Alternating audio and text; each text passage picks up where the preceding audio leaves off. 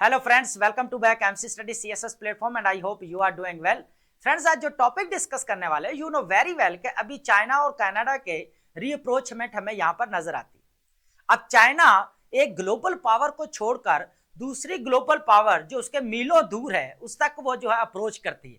इसके पीछे रीजन क्या है, इसको अंडरस्टैंड करने की कोशिश करेंगे। और दोनों कंट्रीज के दरमियान में जो यहाँ पर स्ट्रेटेजिक पार्टनरशिप फ्रेंड्स में देखने को मिल रही है ना, इसको भी यहाँ पर डिस्कशन में लेंगे कि इंपॉर्टेंट एरियाज कौन से हैं जिन पर जो है बेसिकली यहाँ पर हमें पार्टनरशिप नजर आती है। और इसके बाद अगर देखा जाए तो यूएसए की तरफ से क्या रिएक्शन आ रहा है, इसको भी यहाँ पर अंडरस्टैंड करने की कोशिश करेंगे। लेकिन एक चीज मैं यहाँ पर क्लियर करना चाहूंगा फ्रेंड्स, कि जिस तरह दुनिया एक मल्टीलैटरल सिस्टम की तरफ मूव कर रही है, जिस तरह हमें यहाँ पर रीजनलाइजेशन देखने को मिल रही है, जिस तरह इंटरनेशनल ग्लोबल पावर्स हैं जो कह ले कि यूनिलैटरल एक्शंस जो है अपने वो परफॉर्म कर रही हैं, उसके साथ साथ हमें देखने को यह भी मिल रहा है कि एक इरा ऑफ प्रोटेक्शनिज्म स्टार्ट हो चुका है। एक इरा ऑफ कह ले कि यहाँ पर कॉलोनियलिज्म देखने को मिल रहा है। दोबारा ऐसे लग रहा है कि रिवाइवल ऑफ इंपीरियलिज्म हमें देखने को मिल रहा है, जो कभी 18 और 19 सेंचुरी में हुआ करता था, है ना। तो अब हो क्या रहा है कि जो ग्लोबल पावर्स जब यूनिलैटरल एक्शंस लेंगी और इंटरनेशनल लॉ को यहां पर वायलेट करेंगी, और जिस तरह जो है यहां पर अगर देखा जाए और जिस तरह इंटरनेशनल ऑर्गेनाइजेशंस और एग्रीमेंट से एग्जिट करेंगी, तो बाकी स्टेट्स फिर क्या करेंगे, है ना। तो वो तो कहीं ना कहीं पे अपना जो है वो कह लें कि रिलेशनशिप बिल्ड करने की कोशिश करेंगे ना। तो यही चीज यहां पर हमें देखने को मिल रही है। अब हो क्यों रहा है कि देखें कनाडा जो है वो चाइना की तरफ मूव किया, उसने 8 साल के बाद ये चीज हमें यहां पर देखने को मिल रही है।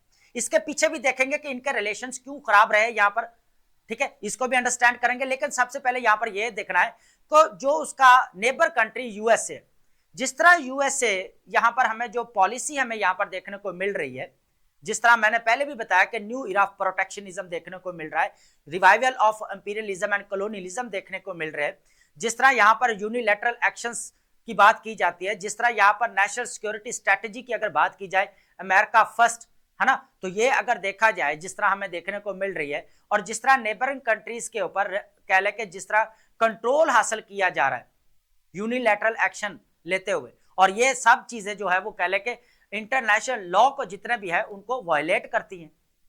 तो अब हो क्या रहा है कि जो यूएसए क्या कर रहा है, ऑलमोस्ट 66 ऑर्गेनाइजेशंस, इंटरनेशनल ऑर्गेनाइजेशंस और एग्रीमेंट से जो है वो एग्जिट करने का उसने डिसाइड किया, और डिसीजन लेते हुए जो बाकी इंस्टीट्यूशंस है उनमें एक वैक्यूम यहां पर हमें मिला। और इस वैक्यूम को फुलफिल करने के लिए जो हमें कह ले कि यहाँ पर इमर्जिंग पावर्स है, जो हम कह ले कि मिडिल पावर्स है, उनके पास एक अच्छा मौका है कि वो इन इंस्टीट्यूशंस को ऑन करें और डिसीजन मेकिंग यहां पर करें, है ना। ये इंपॉर्टेंट चीज है। अगर फॉर एग्जांपल यहां पर अगर देखा जाए तो यूएसए ने क्या किया, यहां पर पेरिस एग्रीमेंट से यहां पर एग्जिट किया। अब क्लाइमेट चेंज एक मेन ग्लोबल इशू है और यूएसए ने उसको क्या किया, यहां पर विथड्रॉ किया, है ना। ये चीज COP30 को यहां पर अटेंड नहीं किया गया। उसके बाद G20 समिट होती है यहां पर साउथ अफ्रीका के अंदर, जिसकी प्रेसिडेंसी जो संभालते हैं वो साउथ अफ्रीका और ब्राजील के पास होती है, लेकिन यूएसए क्या करता है, इसको भी बाइकआउट कर देता है। तो कह ले कि यहां पर हमें यूनिलैटरल एक्शंस यहां पर देखने को मिल रहे हैं, और जिस तरह हमें वो कह ले कि यूएसए ने अभी वेनेजुला के ऊपर कंट्रोल किया, हासिल किया। उसके बाद अगर देखा जिस तरह हमें यहां पर ग्रीनलैंड की बात की जा रही है कि मैंने यहां पर जो है इसके ऊपर कंट्रोल करना है, जिस टैरिफ की यहां पर मैं वॉर नजर आ रही है, सबसे बड़ी चीज हमें यहां पर देखने को मिल रही है दुनिया के अंदर, है ना। वॉर एंड कॉन्फ्लिक्ट तो चल ही रहे हैं, लेकिन उसके साथ साथ स्ट्रैटेजिक कॉम्पिटिशन हमें फ्रेंड्स देखने को मिल रहा है ग्लोबल पावर्स के दरमियान में, है ना। जिस तरह रशिया है, चाइना, यूएसए हमें देखने को मिल रहा है। मिडिल ईस्ट का मामला पूरा आपके सामने, कॉन्फ्लिक्ट जिसका यहां पर एस्केलेट हुआ। उसके बाद यूक्रेन रशिया का यहां पर देख ले, जिस तरह जापान और ताइवान का यहां पर कॉन्फ्लिक्ट हमें देखने को मिल रहा है, कंबोडिया थाईलैंड का देखने को मिल रहा है, ठीक है। इसके बाद यहां पर रिवांडा और यहां पर पीआरसी का जो हमें यहां पर देखने को मिल रहा है कॉन्फ्लिक्ट आपस में इनका, अजरबैजान अर्मीनिया का हमारे सामने है। इस तरह मिडिल ईस्ट के अंदर देखा जाए तो ईरान और इजराइल के दरमियान में, गजा और ईरान के दरमियान में, गजा और यहाँ पर जो है इजराइल के दरमियान में नजर आता है। इसी तरह ईरान और यहाँ पर यूएसए के दरमियान में आता है। तो हो क्या यहाँ पर जो कॉन्फ्लिक्ट हमें नजर आता है। अब हो क्या रहा है कि यहाँ पर जिस तरह ग्लोबल पावर्स यूनिलैटरल एक्शन ले रही हैं, तो यहाँ पर जो फर्दर स्टेट्स हैं उनकी कह ले के सॉवरेनिटी को एक कह ले के एक बहुत बड़ा यहाँ पर चैलेंज जो है वो देखने को मिल रहा है। तो उसका रिजल्ट्स फिर क्या आ रहे हैं कि जो स्टेट्स हैं वो फिर मल्टीलैटरल सिस्टम को यहां पर इंपावर कर रहे हैं, रीजनलाइजेशन बढ़ा रहे हैं, ताकि पावर को फर्दर डिवाइड किया जा सके और एक जो स्टेट है वो अपनी एक इंडिपेंडेंट फॉरेन पॉलिसी यहां पर बना सके। अब हो क्या रहा है कि कनाडा ने क्या किया कि जो यूएसए जो मेन नेबर कंट्री है उसका, है ना, उसको उसने जो है यहां पर बाईपास करते हुए चाइना से बेसिकली हाथ मिलाया, और ये चाइना के साथ रीअप्रोचमेंट हमें यहां पर देखने को मिलती है। और यहां पर रीजन क्या है ये मैंने पहले बताया, ठीक है। अब देखते हैं कि चाइना और कनाडा के दरमियान में जो स्टोरी है इसको यहां पर जो है हम डिस्कस करते हैं, ये इंपॉर्टेंट चीज है, ठीक है। अब हो क्या रहा है कि जो कनाडा बेसिकली 2017 के अंदर हमें यहां पर क्या देखने को मिलता है, APEC Asia Pacific economic corporation, हमें यहां पर साउथ कोरिया के अंदर जो है वो मीटिंग होती है, ठीक है। इस पर जो है कनाडा और शी जिनपिंग जो है यहां पर जो प्राइम मिनिस्टर कनाडा के वो यहां पर मिलते हैं फर्स्ट टाइम, ठीक है। फर्स्ट टाइम का मतलब यहां पर मैं एपेक की बात कर रहा हूं, ठीक है। उसके बाद क्या होता है, इनके दोनों के दरमियान में कुछ ताल्लुकात बेहतर होते हैं, लेकिन जो ही 2017 आता है फिर जस्टिन ट्रूडो जो प्राइम मिनिस्टर रहे हैं कनाडा के, वो भी यहां पर विजिट करते हैं चाइना का, फिर भी इनके ताल्लुकात हमें देखने को मिलता है। यूं आगे स्टोरी बढ़ती जाती है। 2018 के अंदर क्या होता है कि हवावे के जो पानियर है ना, जो फाउंडर है, उनकी यहां पर बेटी को यह बोला जाता है कि यहां पर अरेस्ट किया जाता है यूएसए की तरफ से, और फिर क्या होता है कि चाइना जो है इसका जो है वो कैनेडियन जासूस दो होते हैं, उनको यहां पर जो है वो कैप्चर कर लेता है, जिसकी वजह से यहां पर कनाडा और चाइना के दरमियान में हमें रिलेशंस खराब होते हुए नजर आए। और उसके बाद अगर देखा जाए तो यहां पर चाइना की, यह भी कहा जाता है कि चाइना की यहां पर कनाडा के अंदर जो इलेक्शंस हुए उनके अंदर भी इंटरवेंशन हमें देखने को मिलती है ना। तो ये अगर 8 सालों की जो स्टोरी अगर देखे जाए तो टोटली अगर देखा जाए तो इनके दरमियान में रिलेशंस अच्छे नहीं थे। लेकिन अब आपको पता है कि यहां पर एक और इंटरेस्टिंग चीज है, जो आर्किटेक्ट हमें यहां पर जो कंपटीशन नजर आ रहा है, रेस फॉर द आर्किटेक्ट। अब आर्किटेक्ट आपको पता है नॉर्थ पोल के ऊपर है ना। अब पूरा जो है यहां पर रशिया, चाइना और कनाडा और कह ले के यूएसए, अब ये 4 कंपेटिटर जो बेसिकली जो आर्किटेक्ट के ऊपर, ओशन के ऊपर क्या करना है, कंट्रोल हासिल करना चाहते हैं। और यही वजह है कि यूएसए क्या कर रहा है, बेसिकली ग्रीनलैंड के ऊपर कंट्रोल हासिल करेगा, और उसके बाद वो क्या करेगा, यहां पर आर्किटेक्ट के ऊपर जो है पूरा नेचुरल रिसोर्सेज के ऊपर जो कंट्रोल रहेगा वो यूएसए का रहेगा। अब मेन चीज यहां पर ये आ रही, बाकी चीजें तो है ही ना, है ना, बाकी मिलिट्री बेसेस वगैरह स्पेस को कंट्रोल करने के लिए बाकी सारे चीजें हैं, है ना। लेकिन हम बात कर रहे हैं जो आर्किटेक्ट जो रेस लगी हुई है, स्ट्रेटेजिक कंपटीशन हमें देखने को मिल रहा है।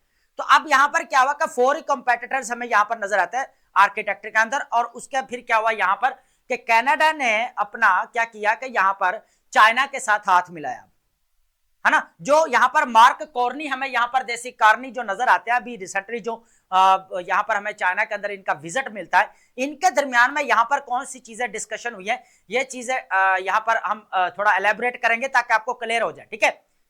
सबसे पहले यहां पर अगर देखा जाए जनवरी 2026 के अंदर अभी रिसेंटली, है ना, तो Canadian prime minister mark Carney secured a landmark trade agreement with China. ये इंपॉर्टेंट चीज है यहां पर। उसके बाद हम ये भी देखेंगे कि जो यूएसए की तरफ से क्या रिएक्शन आया है नॉर्थ अमेरिका की तरफ से, वो भी यहां पर देख लेंगे, ठीक है। अब हुआ क्या है कि यहां पर दोनों कंट्रीज के दरमियान में दोबारा रिकैलिब्रेशन हमें देखने को मिल रही है। यहां पर स्ट्रेटेजिक पार्टनरशिप तो है, लेकिन ट्रेड एग्रीमेंट यहां पर हुआ है इन दोनों कंट्रीज के दरमियान में, इसको भी यहां पर डिस्कस करते हैं। स्ट्रेटेजिक ऑटोनॉमी की अगर बात की जाए, कनाडा ने एक बड़ा इंपॉर्टेंट कदम उठाया है कि चाइना की तरफ वो जो मूव किया है ना। हालांकि उसका नेबर कंट्रीज, उसको पता है कि क्या कॉन्सिक्वेंसेज उसको फेस करना पड़ सकते हैं, ये भी चीज है, उसके लिए एक बड़ा चैलेंज है। तो diversification away from heavy USA Reliance, ठीक है। हो क्या रहा है कि जो बेसिकली कनाडा एक और चीज भी चाहता है कि जो यूएसए के ऊपर डिपेंडेंसी है ना, वो भी यहां पर उसको क्या करना चाहता है, कर्टेल करना चाहता है, कम करना चाहता है, ताकि वो भी मल्टीलैटरल सिस्टम जो स्टेट्स है उनके अंदर आ सके और अपनी एक स्ट्रेटेजिक ऑटोनॉमी वो मेंटेन रख सके, कनाडा का ये है ना। उसके बाद pursuing independence and unpredictable American trade policies and USA China tensions. अब ये 2 चीजें हमें यहां पर नजर आ गई, ठीक है। उसके बाद हम बात करेंगे यहां पर ईवी इलेक्ट्रिक व्हीकल्स की जो बात की गई। अब चाइनीज 49,000 इलेक्ट्रिक व्हीकल्स जो परचेज कर रहा है बेसिकली कनाडा, है ना।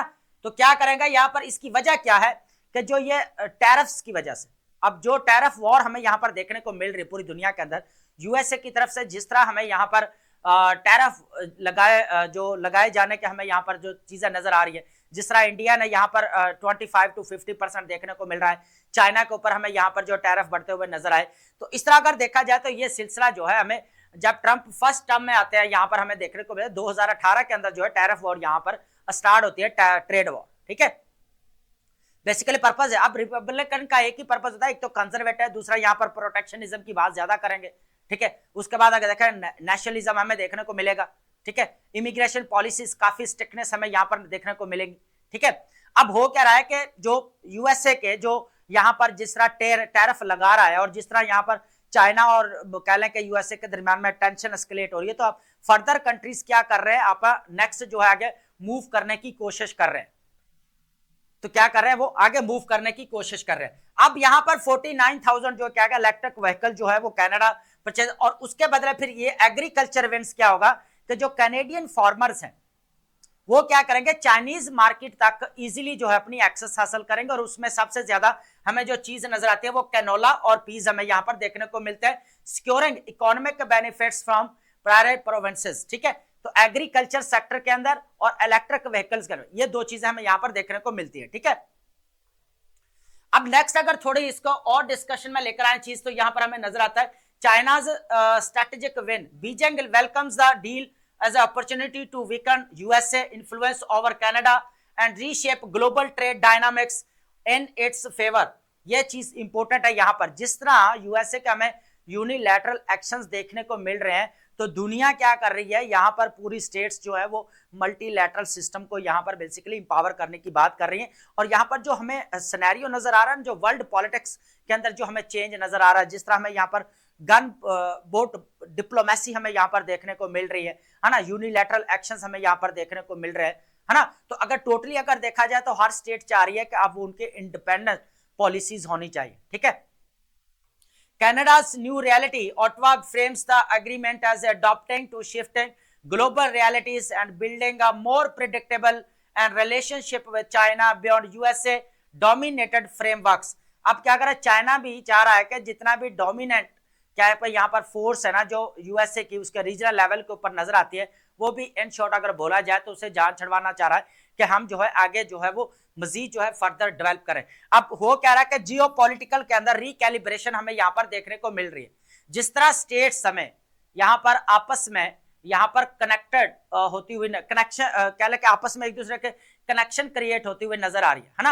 अब देखे हो क्या, सब रीजन हमें यहाँ पर एक ही नजर आ रही है सबसे बड़ी, जिस तरह यूएसए की फॉरेन पॉलिसीज हमें देखने को मिल रही है, टैरिफ वॉर्स हमें यहाँ पर देखने को मिल रहा है, जिस तरह हमें यहाँ पर न्यू एरा ऑफ इंपीरियलिज्म देखने को मिल रहा है, रिवाइवल ऑफ कॉलोनियलिज्म देखने को मिल रहा है। तो ये सारे इसके पीछे रीजन है कि स्टेट्स जो है अब इनसिक्योरिटी फील कर रही है, क्योंकि वर्ल्ड वॉर 2 के बाद अगर देखें ना, जितनी भी इंटरनेशनल ऑर्गेनाइजेशन बनाई गई, यूएनओ बनाया गया आपका, यूनेस्को वगैरह जितने भी आपके बनाए गए ऑर्गेनाइजेशन, उनका पर्पस क्या था कि यहाँ पर जो है वो पीस को मेंटेन करना है, regional level and global level के ऊपर पीस एंड सिक्योरिटी को यहां पर बेसिकली इंश्योर करवाना है। ये इंपॉर्टेंट चीज थी यहां पर, है ना। लेकिन अब क्या हुआ कि वही जब इंटरनेशनल लॉ जो बनाए गए थे, जब वही वायलेट किए जा रहे हैं कि जब चाहा किसी को उठा लिया, तो ये फिर जो है थोड़ा मुश्किल हो जाता है। इसलिए स्टेट्स जो है वो इनसिक्योर फील कर रही है ना। तो वो स्टेटमेंट में पहले भी कहता हूं कि ये बड़ी इंपॉर्टेंट है कि when mites become right, rights become fragile. जब लाठी, जिसकी लाठी उसकी भैंस बन जाती है ना, जब जिसके पास ताकत होगी, पावर होगी, सब कुछ उसी के पास है, तो जो जितने भी फंडामेंटल राइट्स हैं फिर वो यहाँ पर क्या होंगे, वायलेट हो जाएंगे। तो ये इंपॉर्टेंट चीज है यहाँ पर। तो ये चीजें हमें यहाँ पर देखने को मिल रही है कि किस तरह कनाडा और चाइना यहाँ पर रिकैलिब्रेशन नजर आई। अब यहाँ पर यूएसए की क्या स्टेटमेंट है, इसको यहाँ पर देखते हैं। ठीक है, यूएसए रिस्पॉन्स मिक्स्ड मैसेज में कहा, former president Donald Trump surprisingly endorsed the deals as a good thing। अब पहले तो अगर देखा जाए हम फॉर्मर, अब दो है, पहले भी तो देखे, पहले भी तो फर्स्ट टर्म में रहे हैं, लेकिन अब उनके साथ ये वर्ड लगाया गया है, लेकिन प्रेजेंट भी अभी लगाया तो ज्यादा बेटर है ना, क्योंकि पहले थोड़े अब भी तो है ना, वही है। तो एक चीज तो हमें यहाँ पर ये आ गई। तो उसके बाद Trump surprisingly endorse deal good thing. ठीक है, encouraging Canada to pursue China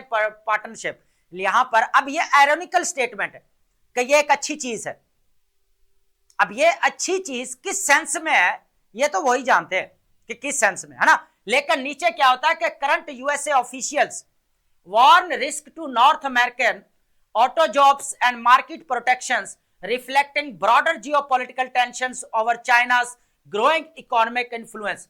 अब इसी चीज से तो वो जान छुड़ा रहा है। यूएसए क्या रहा है कि यहां पर जितने भी यूरोपियन कंट्रीज है, अब यूरोपियन कंट्रीज से डर कम है, उसको चाइना और रशिया से डर ज्यादा, इसलिए वो क्या कर रहा है, यहां पर प्रोटेक्ट कर रहा है, अपनी नेशनल सिक्योरिटी को प्रोटेक्ट कर रहा है कि उसको चाइना को फ्यूचर में कोई भी जो है वो थ्रेट ना पहुंचा सके, है ना। इसलिए वेनेजुएला के ऊपर रीजनल लेवल के ऊपर अपना कह ले के डिस्कोर्स ऑफ पावर को स्ट्रेंथन करना चाहता है बेसिकली यूएसए, ताकि कोई भी फॉरेन कंट्रीज आकर उसको जो है थ्रेट ना दे दे, कोई चैलेंज ना क्रिएट करे, है ना। इसलिए वो ग्रीनलैंड के ऊपर भी क्या करना चाहता है, कंट्रोल हासिल करना चाहता है। और ये USA according to international media ये बात है कि यूएसए जो है अपने नेशनल सिक्योरिटी के लिए ये काम कर रहा है ताकि रीजनल लेवल के ऊपर जो है वो पूरा कंट्रोल रहे, ताकि बैरूनी ताकत कोई भी ग्लोबल पावर वो कह ले के चैलेंज ना कर सके, है ना। ये चीज हमें यहाँ पर देखने को मिल रही। उसके बाद ये चीजें हमें यहाँ पर ये इंपॉर्टेंट स्टेटमेंट्स है जो ट्रंप की तरफ से हमें देखने को मिल रही है। उसके बाद हमें यहाँ पर देखने को मिल रही जो यूएस फॉरेन ऑफिस है जो ऑफिशियल है वहां से जो वार्न किया जा रहा है। कैनेडियन डिवीजन की बात की जाए, उसके बाद premier Scott Moe celebrate agriculture tariff relief and while Ontario premier Doug Ford criticises the agreement for potentially risking Canadian manufacturing jobs at this. इसके कॉन्सिक्वेंसेस तो इनको भुगतना पड़ेंगे। एक चीज तो यहां पर क्लियर है, क्योंकि देखें अब बाकी तरफ से अगर यूएसए कंट्रोल कर लेगा लेकिन कनाडा की तरफ से अगर वीक रहेगा तो देन भी तो उसकी नेशनल सिक्योरिटी को चैलेंज है ना। तो अब वहां से भी वो जो है कुछ ना कुछ लाजमी करेगा ताकि वहां से भी उसको प्रोटेक्शन मिले, उसकी नेशनल सिक्योरिटी को प्रोटेक्शन मिले। तो ये चीज इंपॉर्टेंट है। तो अभी जो आगे नई डेवलपमेंट्स होगी वो देखने होंगे कि क्या होती है। तो आई होप आपने ये लेक्चर अंडरस्टैंड किया होगा and thank you so much.